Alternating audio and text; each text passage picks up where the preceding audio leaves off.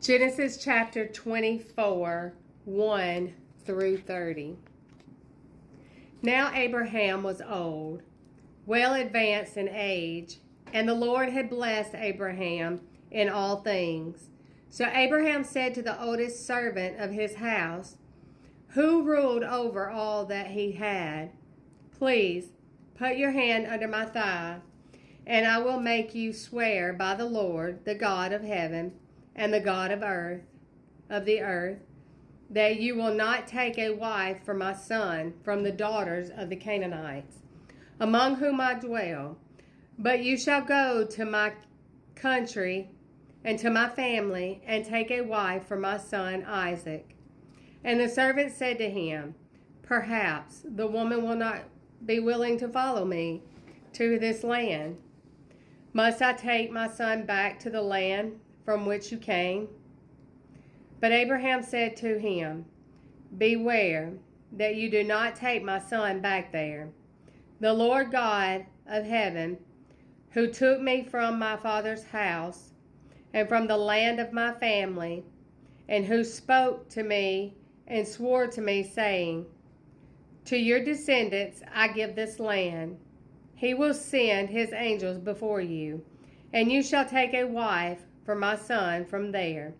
And if the woman is not willing to follow you, then you will be released from this oath. Only do not take my son back there. So the servant put his hand under the thigh of Abraham, his master, and swore to him concerning this matter. Then the servant took 10 of his master's camels and departed, for all his master's goods were in his hand. And he arose and went to Mesopotamia, to the city of Nahor.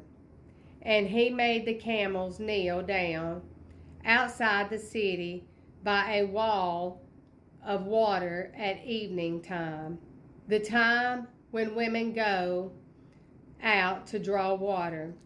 Then he said, O Lord, God of my master Abraham, please give me success this day, and show kindness to my master Abraham. Behold, here I stand by the wall of water, and the daughters of the men of the city are coming out to draw water. Now let it be that the young woman to whom I say, please let down your pitcher, that I may drink, and she said, drink, and I will also give your camels a drink. Let her be the one you have appointed for your servant Isaac. And by this I will know that you have shown kindness to my master. And it happened, before he had finished speaking, that behold, Rebekah, who was born to the Bethuel, son of Milcah, the wife of Nahor, Abraham's brother, came out with her pitcher on her shoulder. Now the young woman was very beautiful to behold, a virgin. No man had known her. And she went down to the well, filled her pitcher, and came up. And the servant ran to meet her and said, please let me drink a little water from your pitcher. So she said, drink, my lord. Then she quickly let her pitcher down to her hand and gave him a drink.